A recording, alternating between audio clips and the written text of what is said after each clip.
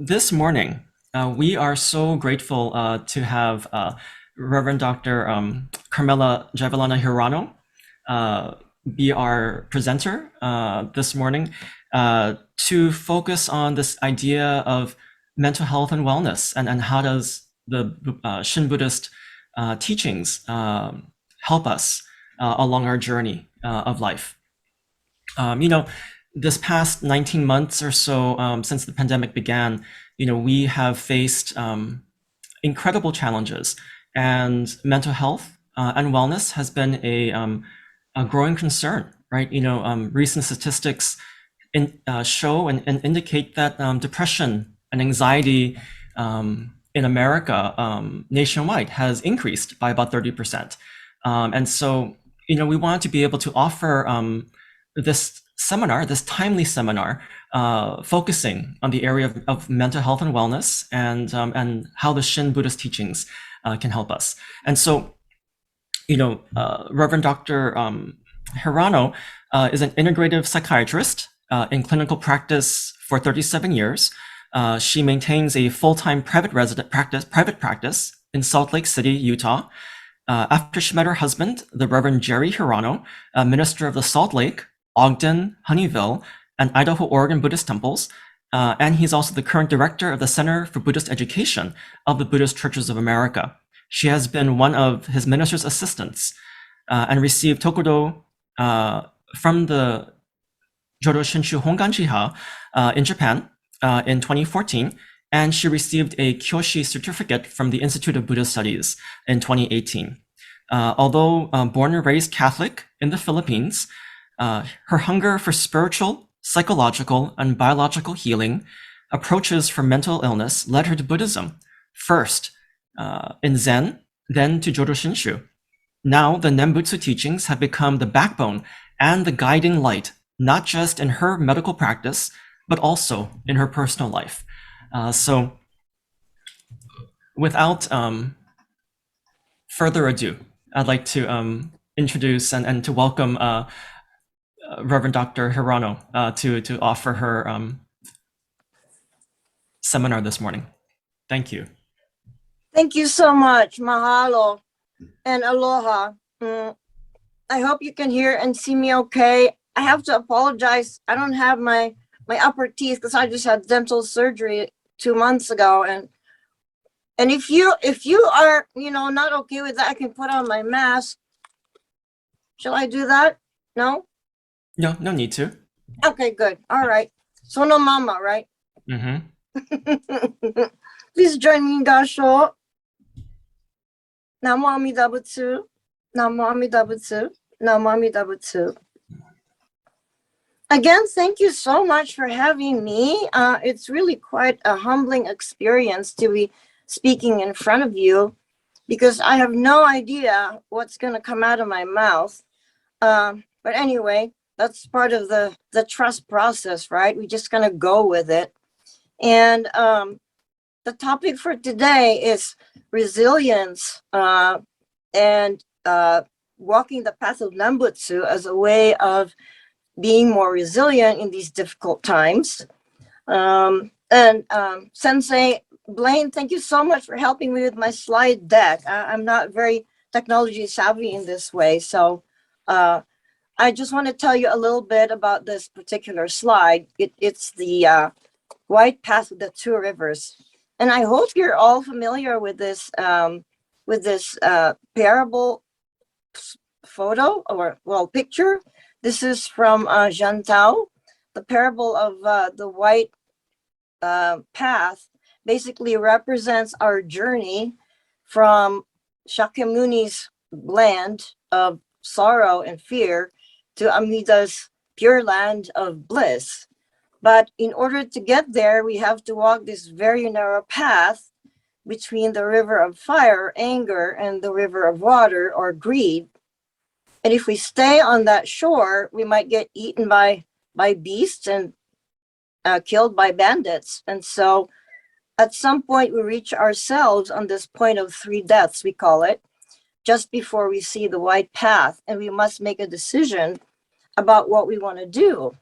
So fortunately, our Buddhist teachings are like a mental health manual, you know, for sanity.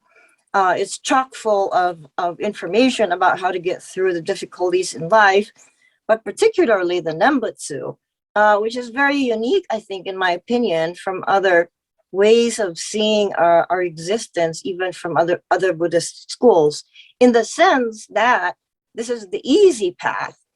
And I like easy paths. You know, I'm really not that industrious or hardworking. And so Jodo Shinshu really fits me very well. And next slide, please.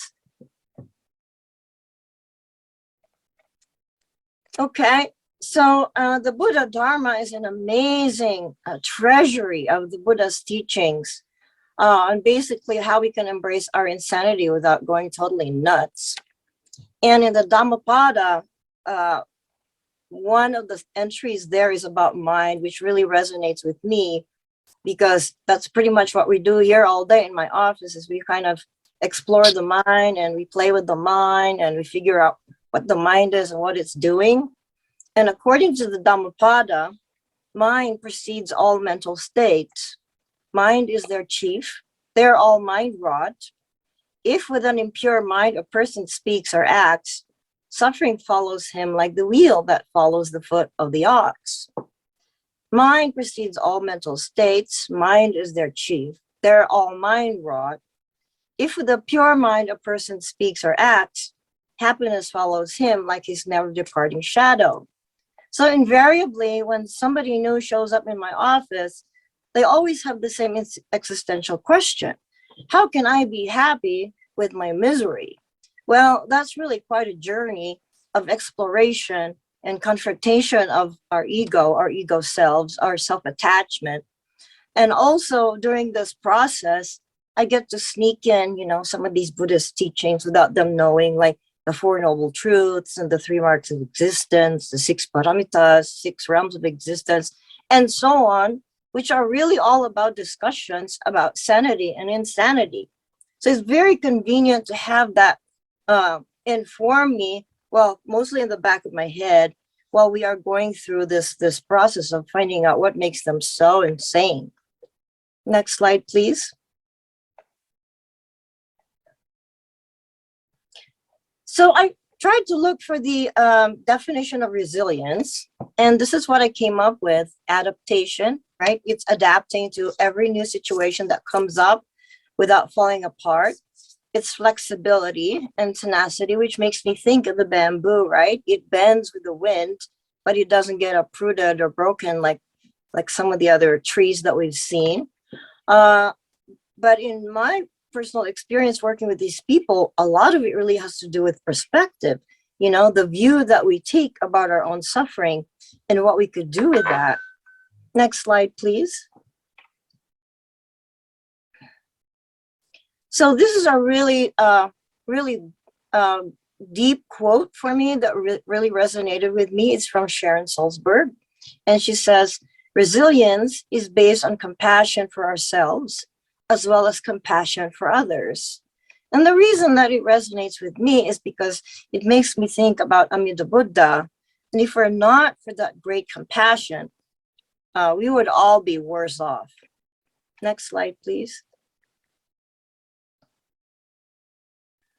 So basically, that is the energy or the atmosphere that we try to generate when I work with people in my office. So the first thing I do when I come in is do my ritual gasho and incense and candle. There's my butsudan, which is in the back of me. And basically, I have this little conversation with Kanon, you know, and I tell her, good morning, let the stress begin. And so we go from there. Next slide, please. So one model, and I have it on my wall here too, is the Bhava Chakra, or the wheel of becoming, or the wheel of transmigration. And these are the 6 realms of existence that any one of us could fall into in any course of the day, really, the psychological states we find ourselves in, depending on what's going on inside our heads and what's going on in the world and what we make of the world. So there's your Buddhist hell, and then there's animal realm, there's your gaki, your hungry ghost, there's your fighting demons, then there's human realm, and then there's the heavenly realm. And the heavenly realm is really interesting because we usually talk about these Buddhist hells. But to me, the heavenly realm is sort of this state of bliss where we're just kind of clueless that a lot of bad things are going on. It kind of reminds me of my friends who have just been burned up talking or watching CNN and the news about what's going on in the world. So they just shut down their TV and binge on Netflix. Next slide, please.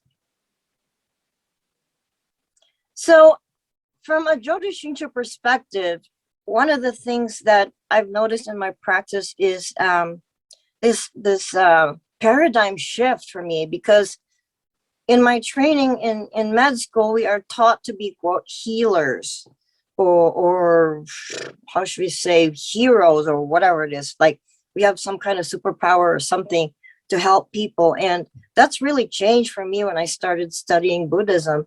I realized that I'm the crazy one, and I'm just working with people who are trying to regain their sanity. So in my mind, I think about Renyo and this fellow traveler model, because we're all in this together. And therefore, I'm not any better than they are. In fact, I'm stupider than they are. And that's why I have this Dumb and Dumber sort of, picture to remind me about where I really fall into this whole equation. And by that approach, not really knowing anything, it keeps my mind from getting cluttered with all of these stereotypes and DSM-5 and, statistics and all that stuff.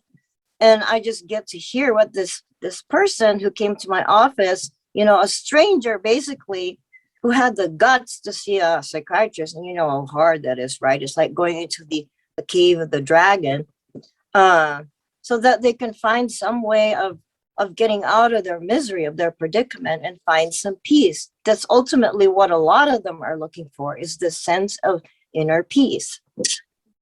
Next slide, please. So the strategy here is to listen to all the monku, monku, monku. Do you have that monku word in Hawaii too? That complaining? But anyway, so the usual activity that is done here day in and day out is complain, complain, complain. It basically allows people to just pour out what's evident in their minds, what's foremost in their minds. And I thought I won't be shocked anymore from hearing all these stories, but from time to time, I just drop my jaw. It's like, really? That's what happened to you? I have so many stories, I don't even know where to begin. But from a Jodo Shinshu perspective, monku, monku, monku for me is just keeping my ears open, because I realize that in the back of it all, it really is Amida Buddha, well, in personified in Kanon, who listens to the misery of the world, who listens to all the cries in the world. So the first part of walking on this journey is just to listen to all of this misery and how people see their lives and what perspectives and what beliefs they're stuck on. And then we go from there. Next slide. So these are fighting cocks. I think it's called subong in the Philippines. It's very famous or very popular gaming where people bring their roosters and they have a barb on the back of their feet, and they fight them for money or something, and they bet on them. I mean, it's a really vicious sort of fighting. But anyway, this reminds me of the realm of the animals. And it reminds me in particular of this one person that I've been working with for the last 5 years. He came in extremely angry. And of course, he's a scary looking guy, big, huge dude without without hair and tattoos all over, with burning eyes going right into your brain, you know, is trying to sort of just pick a fight. So I see him in my back office. Then basically we just kind of start talking. It's like, what brings you here? Well, I'm really mad, right? And all the stories that he tells about how he almost choked this guy at the golf course, and you know, he almost kicked this guy to the ground. Yeah, it turns out he's a mixed martial artist, and he's been fighting all his life, really from the time he was a kid. And what happened there is that he became a fighter because when he was little, he was abused. His mother had dropped him off in the streets of New York to fend for himself. So he joined these street gangs and became sort of their, how do you call it? Like their cleaner, you know, after something happens, something violent happens, he had to clean up the whole mess, that type of thing. I mean, I can't imagine how much trauma he must have gone through. And then he was picked on in school. And then he was kind of small compared to his same age peers. And that's when he started studying martial arts. And in the course of that, I mean, his body suffered because of all the fighting that he did. And it came to the point where he started developing these strange neurological symptoms where he would just suddenly fall. And then he couldn't feel one side of his body and would shake quite a bit. Every time he held pads to work out with people, his students, he would tremble so much that he doesn't even know what's going on. And he was checked out neurologically up and down the wazoo, and they couldn't find anything wrong with him. So finally, we sat down, we talked about how this must be his trauma from the past expressing itself. And it's really interesting because as he started talking more about the pain that he was feeling inside, his anger started to dissipate. And what came instead is all the suffering of his body. And so I diagnosed him with conversion disorder, meaning it's neurological symptoms that originate from emotion and his mental state. And perhaps the alleviation of that disorder is to really get to the heart of pain itself. And the idea for this, from a Jodo Shinshu perspective, is to become more authentic, to become more honest with the self. Because what we do is we cover everything up so that we'll look pretty good, like wearing dentures, right? But anyway, when he came to the point where he realized his futility with the way he's been living his life, and also realizing how his wife actually stuck with him all this time for like 26 years that they've been married, his eyes started opening up to all of the amazing support and care he had received while he was angry. So now we are at a point where he's ready to dig deep into his pain and his trauma. And hopefully we can come out on the other side as if we were walking on the white path and end up in Amida's land of bliss. Next slide, please. Okay, this is another guy, and you recognize this picture. It's Gaki, or Hungry Ghost. Well, the story about this guy is that he's a very successful professional. He's about 60 years old, about a little younger than me. And his issue is greed. He has so much work, he can't even finish all of it, and yet he's really fearful that he's not going to have enough. I mean, this guy is virtually a millionaire, but he does not have enough. And so I'm going, what is up with that? I mean, look at you, how many cars you have. Your house is amazing. You get to vacation on these fancy places and you don't think you have enough. So we started digging into the roots of his greed, and it came from his trauma when he was a little boy. He grew up in this culture of Mormonism where everybody has to be really perfect. They have to meet certain criteria in order to be worthy to enter the kingdom of God. And apparently from his perspective, he wasn't good enough because his parents, he thought, or he still thinks, hate him. they got to the point where he doesn't even understand why or what he did, but for some reason, his parents and his family even disowned him. And so he has not really been in touch with them for so long. And his thing is this incredible pain that he feels inside about rejection and having to prove himself over and over again. And also even sacrificing his own well-being in order to please other people who work for him so that they would not abandon him. So that's where his greed comes from. And now we're trying to kind of take it apart to see what that's all about. And he's starting to realize that Amida's great compassion is at work here. I mean, we don't use those terms, but one of the phrases that resonate with him is universal compassion, which is not basically a part of the Christian language, especially the Mormon language. They don't talk like that. So it's a very Buddhistic sort of term that he's starting to internalize. And he's starting to open his eyes to all the benefits that he has received that got him this far and successful in his career. Next slide, please. So when I hear these stories for the first time, I mean, I'm just totally stumped. Like, what do we do with this? You know, I keep thinking, what would Buddha do? Or what would Amida Buddha say? Because Amida Buddha would say now Amida Butsu, but how do I translate that in Christian English language? So I get stumped, I hit a wall, and then I have this sign in my office that maybe swearing will help. Next slide, please. So at the root of this all, after considering all the angles and factors that have brought this person to their knees with their misery, underneath it all really is ego attachment. I hurt, I suffer, I'm in pain, I'm angry, I am this, I am that.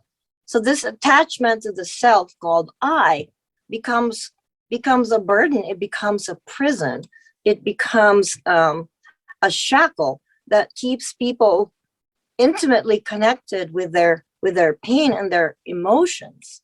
And so this quote from Udana says that the abolition of the conceit that I am, that is truly the supreme bliss. And so the work here is how to get to the point of abandoning the ego, which of course is humanly impossible from a Jodo Shinshu perspective, but we can at least try to let it go a little bit, because in exchange for that would be opening our eyes to the other, or the other power of Amida Buddha. Next slide, please. So like Blaine Sensei was saying, the last 19 months, I don't know about you, has been hell for a lot of people. And at the core of it all, it seems is this sense of isolation and loneliness, and it feels like a house arrest or something. For other people, it felt like a meditation retreat. At least that was kind of what it was like for me. It's like, holy cow, look at all the things that we are confronting right now. And we come to this point of helplessness. Sometimes there's nothing else we could do but sit in a corner and get into a fetal position and cry, which is what a lot of my patients have been doing. Next slide, please. So this is kind of what I thought we have to do at some point is ego surrender, meaning allowing our ego to be pounded right out of its stupidity. And it makes me think of this mochi tsuki, right? Making mochi. You have to pound and pound and pound this rice, this ego that's been hardened by trauma and grief and anger, and turn it into this soft, pliable, resilient, gooey piece of rice that can be a pleasure to be around with. And so I love this picture because I think it really speaks to how much we have to go through in order to let our ego soften. Next slide, please. And then another way, I guess, of looking up at our ego, sometimes we just have to sort of buck up and grin and bear it. And I love this t-shirt because it makes me think of how we can suck up our dukkha. This black cat is saying, let me pour you a tall glass of get over it. Oh, and here's a straw so you can suck it up. So sometimes in my conversation with my patients, we get to this sort of hilariousness about their stories, about laughing at ourselves, how we are such pathetic human beings. And it gets so bad that the only thing we can really do is laugh about it. We laugh a lot when I work with my patients. Maybe that's just because I'm Filipino, and in the Philippines, we just laugh at everything, including our misery. Next slide, please.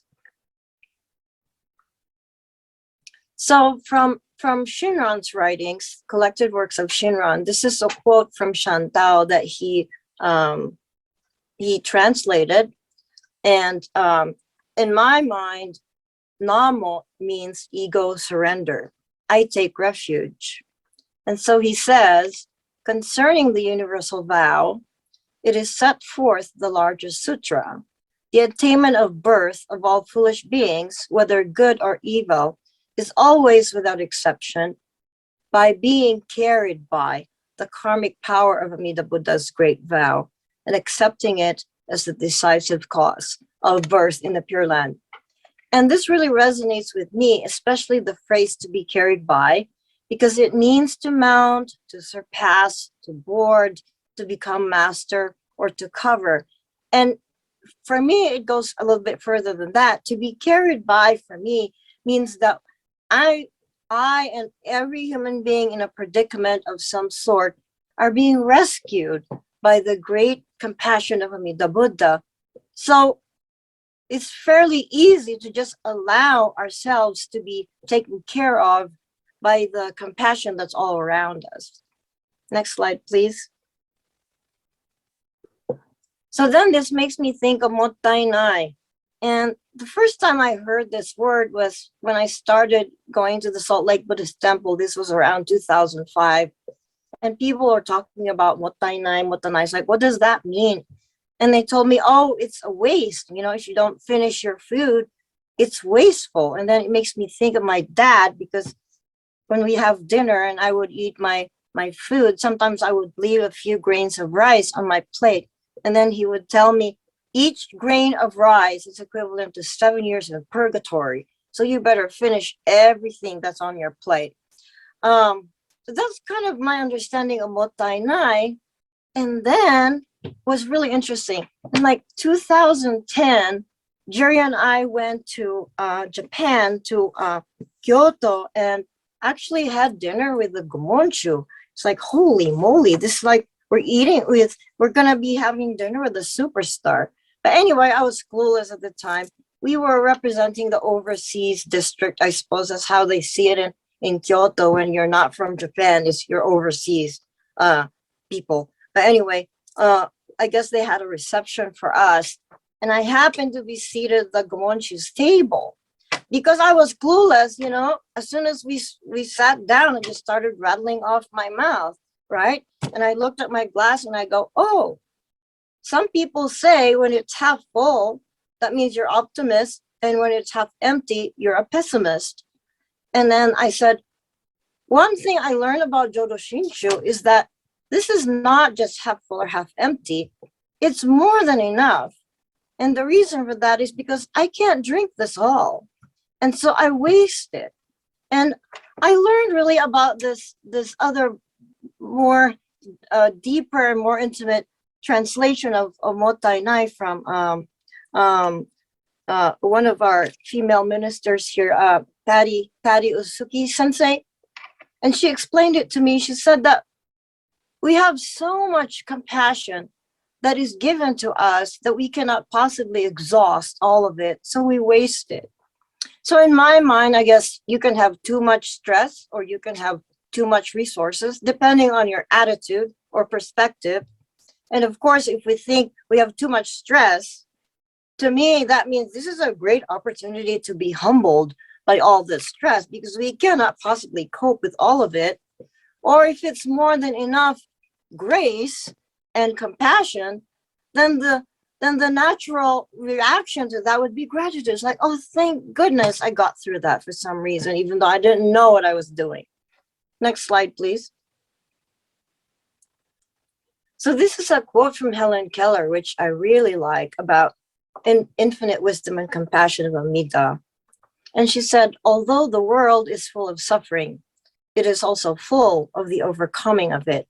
And to me, that represents how Amida's compassion works in ways that we cannot understand, that somehow keeps us afloat even though we're miserable. Next slide, please. So then our conversation with my patients basically and go into the next stage, apparently, of their journey, which is being in the realm of human beings.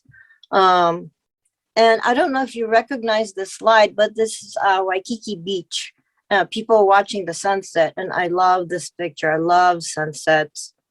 And the idea, I guess, about having to come to the realm of human beings instead of hungry ghosts or fighting demons is so people will have a chance to receive the Buddha's teachings. And it's only on that realm that that can be done. So it's only in that realm that hopefully people will hear the Nembutsu.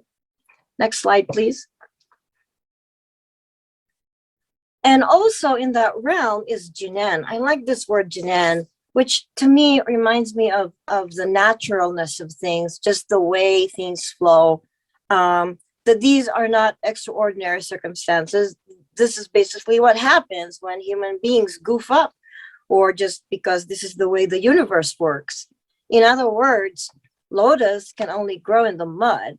And people might think, you know, I don't want this mud, I just want the lotus. Well, those two cannot be separated. And so it's the most natural thing for lotus to grow in the mud. And I think about Thich Nhat Hanh when he said, no mud, no lotus. Next slide. So when people are pained enough, they somehow wake up to a deeper level of understanding about their own existence. And this quote says, people change for two reasons. Either their minds have been opened or their hearts have been broken, which to me represents how Eshin works. When we are in big doo-doo and we are in so much trouble that we cannot go any further, two things can happen. Either we give up and we go into despair, which sometimes people do, and probably the root of suicide, or they can also open up to how the universe really works and how small they are, how humble they can be, and realizing that broken hearts are actually an opportunity to open up to something greater and more transcendent than just this human existence, which in my mind feels like Eshin, the turning of the heart towards the light. Next slide, please. So this makes me think of the Japanese art of pottery called kintsugi, which is basically repairing broken pottery with liquid gold. And for some of my patients who are traumatized, this really resonates with them. I have a kintsugi bowl that I keep here in my office that I show to them from time to time, depending on where they are in their process. And this also makes me think of this statue, like Paige Bradley, where light is coming in from inside her broken body. And it makes me think of Rumi's quote, "The wound is where the light enters you." Next slide. So this is a model of the path to wisdom. This was given at a conference I attended recently on psychopharmacology, but I liked it quite a bit. And the speaker mentioned the three elements of wisdom, which are humility, which really resonates with me, okay? Experience, in other words, we have to go through our path on the world of dukkha in order to experience the reality of our lives. And out of that comes knowledge about the nature of life itself and the nature of human beings. And out of these three come empathy, competence, honor, and at the very center, wisdom. So in my conversation with my patients, it's basically their realization that I learn from, and that is, as they go through processing their trauma, they also learn about how much wisdom and tenacity they have learned about themselves in the process. Next slide, please. And of course, the universal truths, right, of impermanence and interdependence. And I love this slide. It says, this too shall pass. It may pass like a kidney stone, but it will pass. So we often use that in our work, and then we laugh all over again. Oh, this is so funny. We're so screwed up. It's so funny. Next slide. And also interdependence. This is a game called Jenga. And what you do here is you have several players and you stack up these blocks, and then the how you win in this game is if you can take one block out without destroying the whole thing, then you get to win. But invariably, when somebody takes out a part, the whole thing falls apart as well. And in my mind, that's kind of how we are. You know, we have a part to play in this game or this puzzle of life. And we try to do our best not to disturb the rest of the tower so that we don't cause it to fall.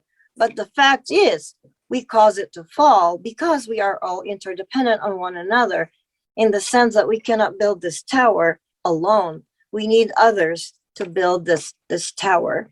And at the same time, we're also responsible for how it's broken up. Next slide.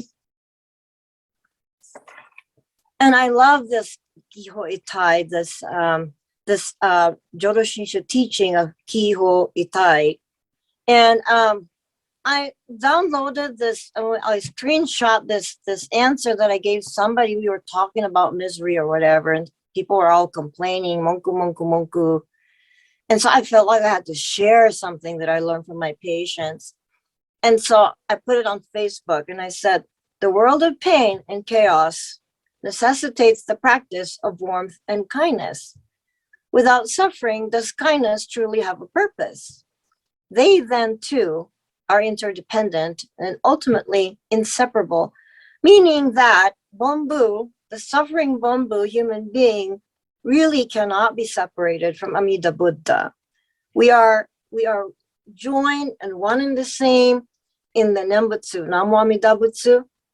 And when we realize that infinite wisdom and compassion are always with us, even as we suffer, there's a certain comfort and settlement of the mind that comes with that. Next slide, please. Okay, so this slide talks about or illustrates what a normal brain looks like and what a depressed brain looks like. And if you notice, the depressed brain is basically darker. It's more in darkness than light. And a normal brain basically is more endowed with this light. There's even hot spots, orange ones, meaning that in a way, when we go from this journey of being depressed to becoming normal or really authentic human beings, we've had the opportunity to receive the light of Amida Buddha. And it makes me think of the transformation of the mind itself from a Jodo Shinshu perspective. So when first they come in with rage or delusion or greed, somehow in this process of just listening to their problems and processing those, they come to a point where their minds basically, to me, reach a certain stage of Shishin, Shingyo, and Yokusho, which means sincere mind, joyful and trusting, and desire for birth. And of course, in this sense, the desire for birth is basically the desire for nirvana. Next slide, please. So this makes me think again about Namu, or ego surrender. And Shinran says in Collected Works, page 33, entry 34, Namu means to take refuge. In the term to take refuge, or kimyo, ki means to arrive at. Further, it is used in compounds to mean to yield joyfully to, or kietsu, and to take shelter, kisai. Myo means to act, to invite, to command, to teach. I'm sorry, I'm not sure. Path, maybe that's a typo, sorry. Message, to devise or to summon. Thus, Gimyo is the command of the primal vow, calling to and summoning us. So if we just keep calm and carry on and keep walking on the white path, eventually we get to Amida's Pure Land. Also, to me, this means that the process of ego surrender requires an understanding of our own limitations as human beings. In the process of that, we can be humbled and put in our place, if you will, so that the egotistical mind of entitlement slowly dissolves into a mind that is more sincere and more grateful. Next slide, please.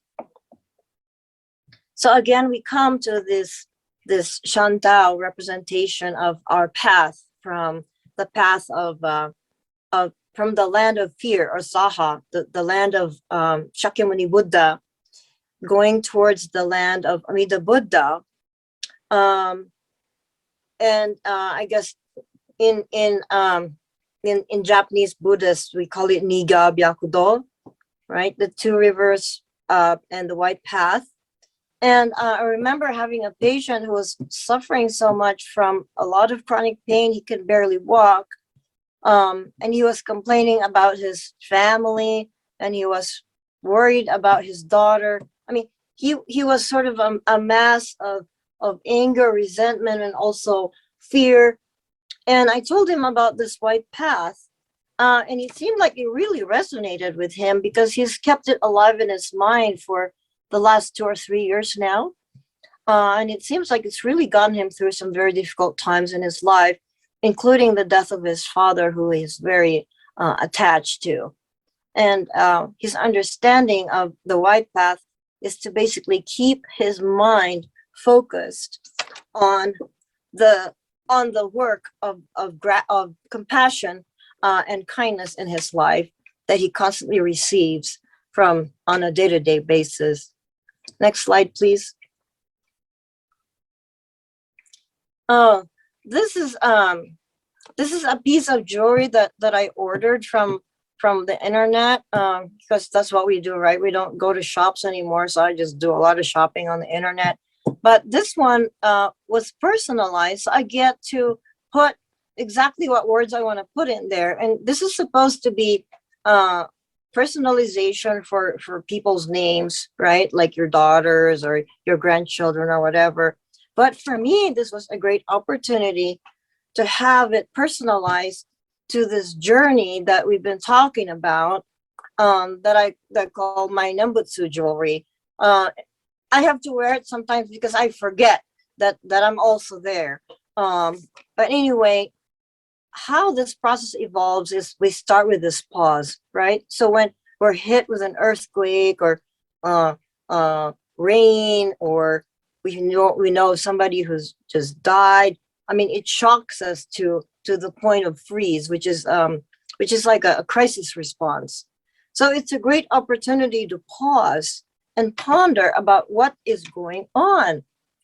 And then we start to recognize that this is what is going on. This is the source of our suffering. This is what we are afraid of. And there is nothing we could do because we're absolutely helpless. But the one thing we can do is breathe.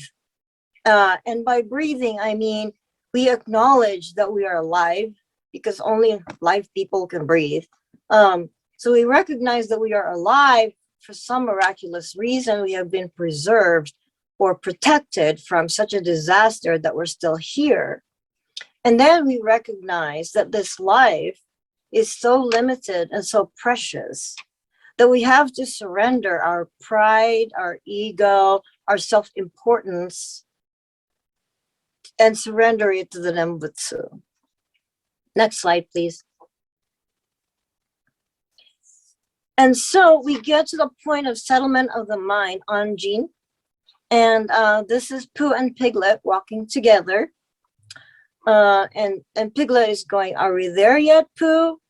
And then Pooh tells him, "We're always there, Piglet." Which means to me that Amida's 48 vows have already been fulfilled. And there's really nothing for us to worry about.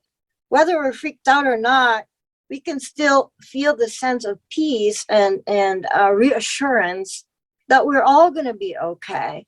That eventually, with keeping our mind on the Nembutsu, we can get to Amida's Pure Land. So that's the end of my talk, and I hope that we all learned something from the experiences that I've also learned from my patients. And I guess we can take a little break, and then after that, I can take some questions. Maybe you can share some sort of difficulty that you've encountered recently that you've learned something from, that maybe demonstrates how the Nembutsu works in your lives.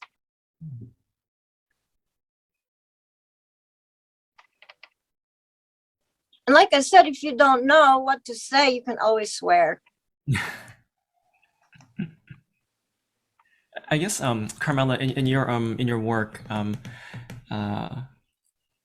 you know, as you've been working with your patients, you know, how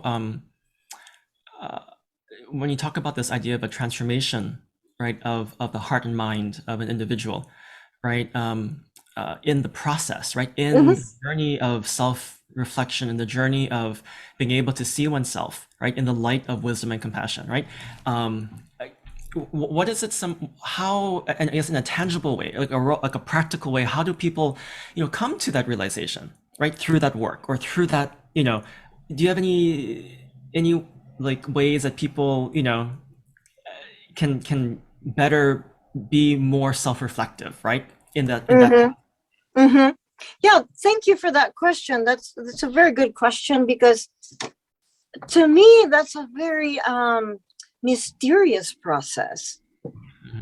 When they come and they start telling their stories, in my mind, what happens is they're just not coming to talk to me or to dump, you know, on me or barf on me, whatever they're carrying on their shoulders. To me, it's a great opportunity for them to hear themselves as well. So when they're talking out loud verbally, and they talk about the same thing over and over and over again, at some point they realize, why am I still talking about this? Right? They feel kind of silly, right? And then they realize, well, something's got to be changed, right? And then their minds start to open about their participation in their own misery. This is what I did. This is what she did to me back, and back and forth, right? So they play this tennis game for a while. And then we talk about how if you keep returning the ball, the game's not going to stop. So what can you do about this? And so they start looking at themselves, and I go, I'm so silly. Why do I keep doing that? Right? Then they start opening up to what other people are doing for them. So here's sort of this realization of gratitude, right? And appreciation. And it takes them out of their ego attachment. It's so refreshing. And then when they're repentant, on top of that, I'm going, bingo. This is the good stuff. This is good stuff. When you realize how screwed you are, you've developed enough wisdom to go on with your life. So one of my patients said, you mean the more screwed up I am, the better I get? And go, exactly. But it's a mysterious process. You know, I'm not doing it. They're doing all of that. They're talking basically to themselves. You know, I'm just there kind of eavesdropping in a way. And then putting like little insidious little, you know, pokes here and there. Like, what about this? What about that? Like that. And they start reflecting some more. And then that is like their process of transformation, when they listen to their own stories, their own narrative, and how a lot of it does not make sense. That reminds me of how, you know, on the Pure Land path, right, we become our foolish selves, right? Yeah, exactly. And the more that people realize their foolish selves, the wiser they become. Which to me is an amazing paradox. And I love that stuff. You have to know how to listen too, right? I mean, the thing is how to help them bring it out. Right. how to bring out their suffering. Exactly. Exactly. So when I see a patient for the first time, we spend an hour and a half just talking.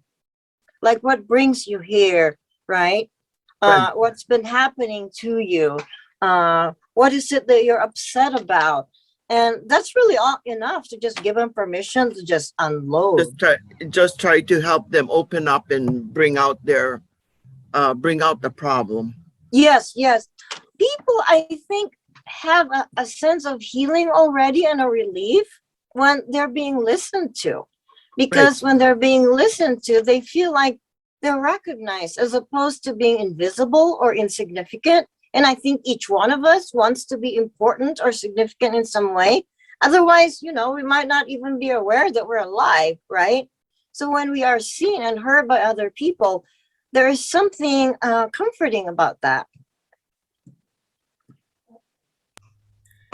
Yeah, and so you just have to know, and this is a form of independence too, right? I mean, you have to have somebody to know that they want to listen. Right? I mean, Exactly. if you go to someone and they really don't care about you, I mean, they're Right. not going to even listen. So Right. therefore, that patient or that person approaching you will not open up, right? Exactly. Exactly. So I see that a lot in marital interactions, for example. The wife brings a problem home and then the husband gives her solutions on how to deal with it. But really, sometimes we have to coach these spouses. All you need to do is become a trash can. You don't have to say anything. Just let it all in. Let her dump on you. Let her vent. Okay. Yes, you don't have an answer because you have no Yes, clue what yes, she's going through. yes. So just shut up and listen. Yeah. Yeah, actually, yes. That's Yeah. what we need to learn to do that. We need to learn to listen. And sometimes a person can be very quiet, Oh, yeah. not say anything, and Right. then you will know that something is wrong, right? Absolutely. So you listen to the silence also because they're trying to tell you something when they're quiet. Right, Yeah. right, Yeah. right. Yeah. Yeah. It must be something that is really difficult to talk about, but there are no words that come out. So sometimes I Thank kind you. of reflect that to them, this must be really hard for you to talk about. And they just nod their heads. And then at some point they start opening up. Yeah, it's And amazing how that works. and I think sometimes we're not, like you said, if there's nobody there to listen, you don't get into the habit of unloading. Exactly. That's why we have Sangha, right? Because we want to unload on each other, right? Right. That's why we complain with each other. Right. Yeah, yeah. Yeah. That's what we're there for. Thank you. I thank you Thank very, you. very much. I Thank you. truly enjoyed it. Yes. Thank you. Yes, I think TJ had a question. Can you explain again the three circles that overlap of wisdom, compassion? Oh, the path to wisdom. Yeah. Can we bring up that slide again? I can't remember anything. I have the attention span of a fly. So this is basically just a diagram that somebody came up with about what she thought wisdom was. Oh, where did it go? Where'd the slide go? Oh, okay, here we go. Here we go. And some parts of this resonate with me, especially the humility part, because I think humility represents a process of waking up to our frailty, our limitation as human beings. And for some reason, some people kind of think that humility is a flaw, because we're all self-made, in this country, and we do things to empower ourselves. That's a big one. Empower the self, right? We talk about things like self-esteem, and in my mind, I was going, no, that is a delusion. Also, where we need to get to is to be humble enough to be receptive to what is being offered to us, this experience, this knowledge that comes from our trauma. So really, in that way, trauma can also be a gift, but I mean, it doesn't feel good. And also, a lot of my patients talk about guilt, because they feel guilty for things that they did not even do, things like survivor's guilt. And so we talk about how guilt is really a virtue and it's not a flaw. And when we talk about guilt, we're talking about owning some responsibility for our participation, into this disaster, right? And I said, when you're guilty, that means you're feeling responsible for something that you might be wrong. I think that's the beginning of your humility. Sometimes we become humble by being humiliated, if you will, right? And then of course I said, well, without guilt, how can you be how can you repent? How can you be sorry for what you did? And if you're not sorry for what you did, then how can things resolve for you? You're just going to keep blaming the other person, or are you going to take some of the responsibility also? So it kind of comes back to this idea of interdependence, that when we are experiencing misery, we are participating in that misery as well. And so the more miserable we are, the more we contribute to the misery that's going on around. So hopefully we become more responsible for finding our way out of this darkness, so that we can show others, that this might work too for you, like that. It's sharing basically what we learned from the Dharma instead of keeping it to ourselves. But anyway, when you combine humility and experience, that's when empathy develops. In other words, when you can connect with your own pain, then you can begin to understand that every other human being pretty much goes through the same thing. So it's really the understanding of suffering that we're talking about in here when it comes to empathy. And then the overlap between experience and knowledge basically is how we build a database. That's how we download information into our brains. And the more information that we are privy to, the more confidence and competence we can bring forth where it's needed. And that's why correct information, accurate information is really important when we're dealing with a disaster, instead of misinformation, right? Or disinformation, like that. We have to check our sources and make sure that it's true. So for me, I have no clue if what they're talking about in the news is true or not. So I just kind of fall back on the truth of compassion that's at work in my life. And I'm going, even though I don't understand this, I'm here at home eating dinner. It's like, what am I complaining about? Like that, right? And then, of course, the overlap between humility and knowledge is what brings up this integrity. This sense of being centered in what is appropriate, what is the path of least suffering that we can contribute. It's ahimsa, basically. It's what am I saying?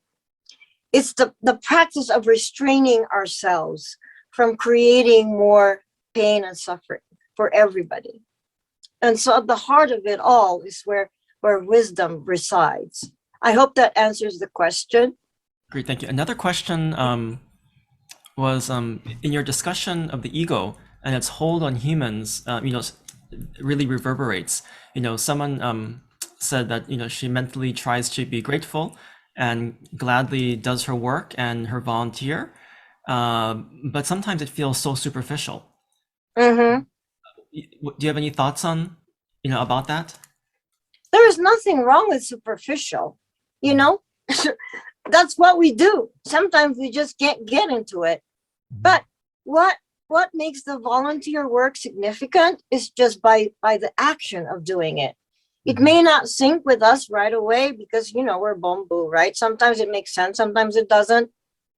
And so we have to just trust that process, that whatever we're doing, even though we don't understand it, hence it's superficial, is that somehow we are guided, right?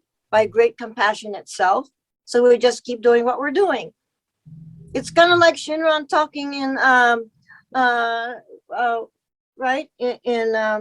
In one of the sections in Collect, he said that but sometimes I don't feel happy about my parents going into the Pure Land. I just can't feel it. So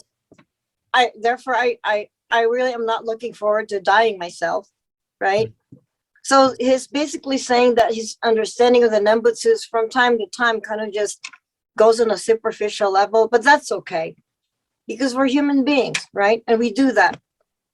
Thank you. And then there's another question. Reverend Kamuro asked if could you share more about your Ishin, your turning of heart and mind from Zen to the Nembutsu path. Oh, okay, sure. That's a very deep and personal story, but I'd be glad to share it.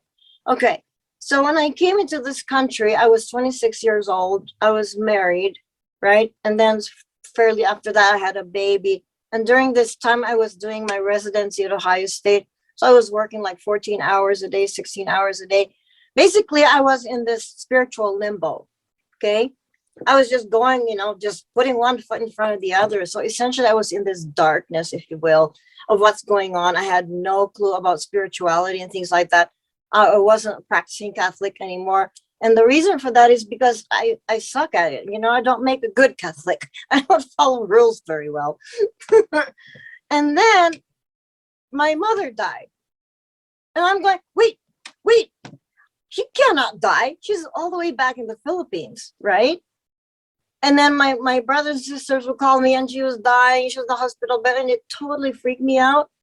And I'm going, oh my gosh, I'm an orphan now. And then I go, don't be stupid. You're 42. What are you talking about? You've been in this country for a long time. Why are you freaking out now?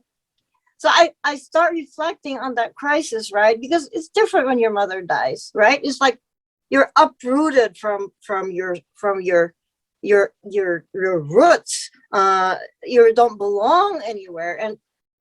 And really in this country, I had some ambivalence about becoming an American citizen because I didn't feel American and I didn't feel Filipino anymore. So this ego identity was really kind of blurred.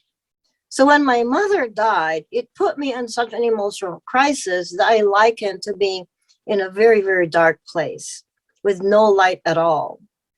So then I started seeking meditation practice because I somehow kind of figured out I've got to sit with this and figure out what is really going on. Why is this so dark? I didn't miss my mother when she was alive. And now I miss her when she's dead. It's like, what's wrong with me? Right? So you start kind of realizing all the things you took for granted. And then I start hearing her voice in my head.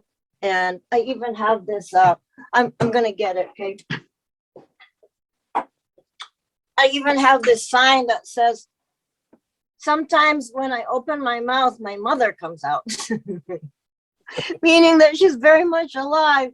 But anyway, that was a very dark time in my life. And when I was doing Zen practice and really this deep meditation, it almost felt like I started seeing a light from the distance. And I likened it to the glowing tip of an incense stick. And that began my journey into Buddhism. Just a little bit of light was all it took. And then your transition from Zen and practice to the Nembutsu practice or to Shin Buddhism. Well, I met Jerry. I met Jerry on the internet, if you can believe it. People think, it's a joke. No, but it's true. So I was practicing Zen. I was starting to get tired of it because it's so intellectual, right? It's like, what are they talking about? Shunyata, what's that? It's very conceptual. And so a lot of it didn't make sense to me. And I was trying to kind of translate it in real terms. Like, what is that? What do you do with that? What does that have to do with me? Then I met Jerry, right? And he started talking Jodo Shinshu. I started coming to service at the Salt Lake Buddhist Temple. And his Dharma talks were so grounded and so down to earth. And it's like, I can do this. I can get this one. I didn't get that one, but this one I'm getting it. Right. Yeah, this makes sense. And so one of his Dharma talks was he put a volleyball on a zabuton, a meditation mat, right? And he said, this ball can sit way better than you. And I'm going, that's true. Why am I still sitting here? I got to go do something. So I got off the cushion and started becoming involved with life itself. That for me was Jodo Shinshu. It's like, yeah, let's get real here, you know? That was fun. That's wonderful. Great stories. Thank you.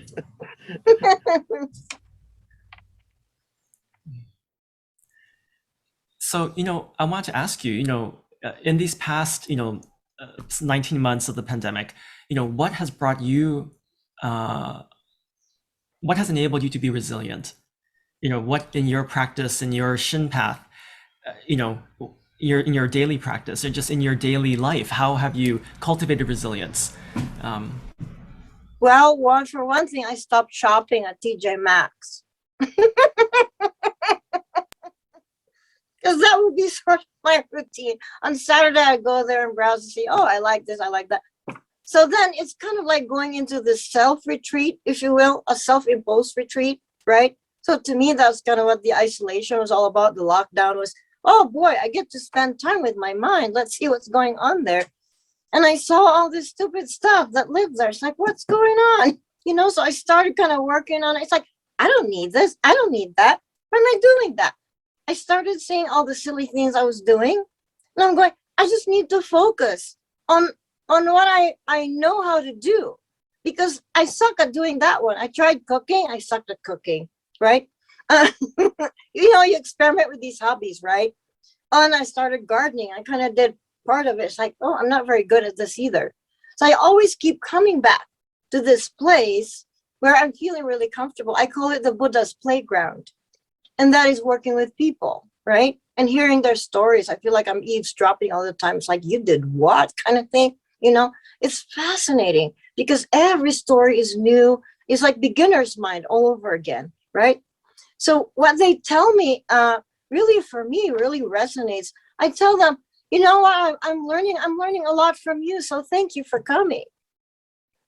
And because of that paradigm shift where I don't know anything, but they know everything about their lives, right?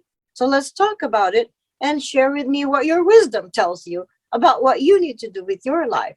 So really, in that sense, I really feel very supported by my psychiatric practice. And that's probably why I dropped out of the Kyoshi. Or it's like, I don't know how to do that well either, I better not do something I suck at, that kind of stuff. But then a lot of it really spending a lot of time with Jerry and my dogs. And my dogs make me so happy. It's like, it's simple stuff, Yeah, that's really what it's about. It's not all these fancy schmancy things I thought I would do to make me happy. That was all superficial stuff. So yeah, I had a chance to get really deep within inside myself and see my silliness, my stupidity, and how refreshing that is. I read somewhere in an article, someone was saying, the introverts will inherit the earth. Right?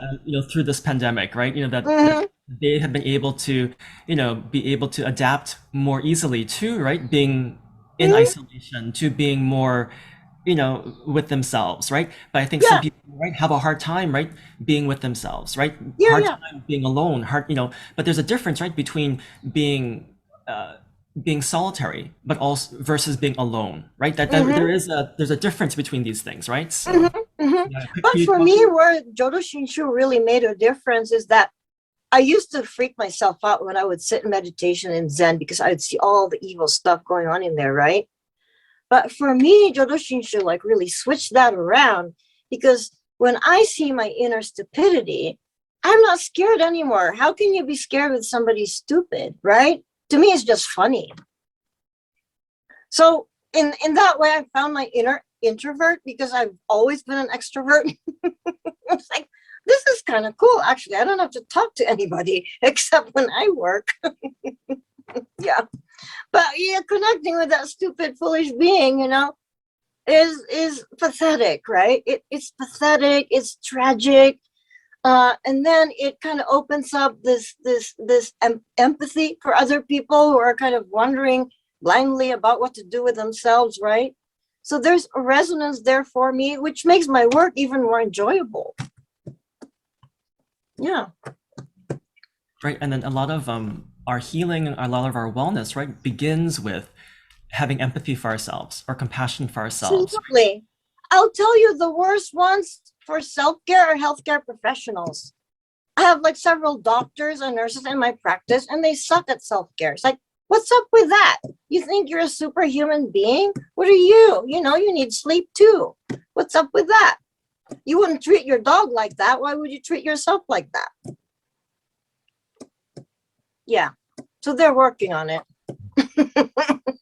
Same goes for ministers too. Exactly, right?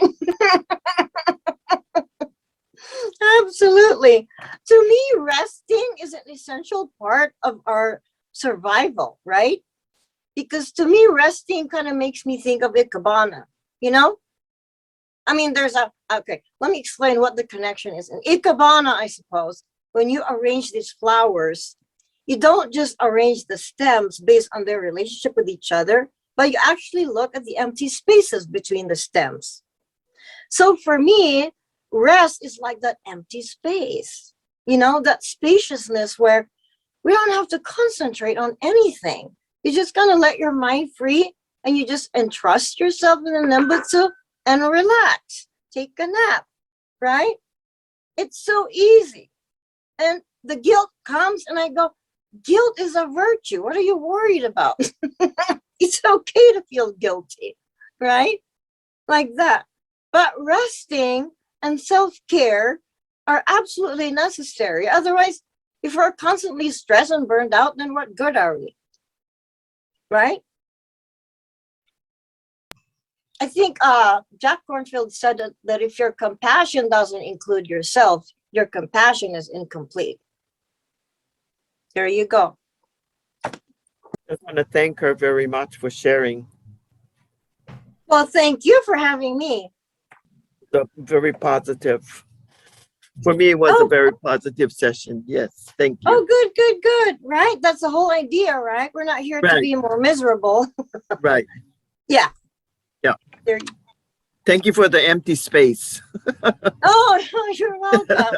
You're welcome. Right? It makes sense, doesn't it? Right, it does. Yeah, yeah. It's like when you're reading something, right? You cannot read the words. Can you see that? Sorry. You cannot read the words if there are no spaces in between. Yeah? Right. Otherwise, they're all just glopped together. Oh, they're just piled on top of each other. That's Exactly. right. That's right. Right. So those spaces are really important. That's what I call rest. Thank you. Thank you. I'd like to thank everybody for attending our session today. Big mahalo to Carmela Sensei for sharing your expertise and your wisdom and your appreciation of the Dharma with us. Okay, again, thank you very much for attending our session, our Nembutsu seminar, Path of Resilience and Path of Nembutsu. Today, next week, I will be offering a seminar on embracing our shadow, Shin Buddhist wisdom for when life gets difficult. Same time, same channel. You'll be receiving the Zoom link a few days before this seminar. So I look forward to seeing you, everybody, next week as we continue our discussion actually about how do we use these teachings to enhance our lives and to find ways of becoming more resilient. And then we also are in December, we have another Nembutsu seminar with Reverend Tatsuo Muneto, retired minister of Hawaii Kyodan, looking at living with wisdom and resilience, following the footsteps of Nembutsu practitioners on the Big Island.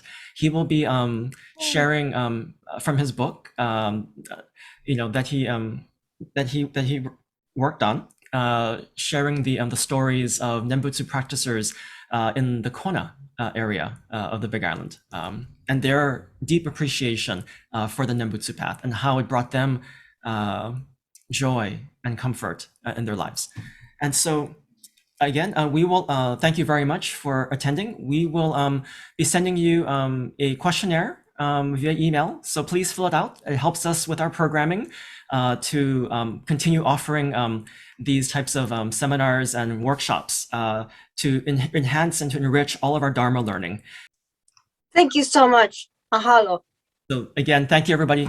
Please join me in Gasho and let's recite the Nembutsu together. Namo Amida Butsu. Namo Amida Butsu. Namo Amida Butsu. Namo Amida Butsu. Naman.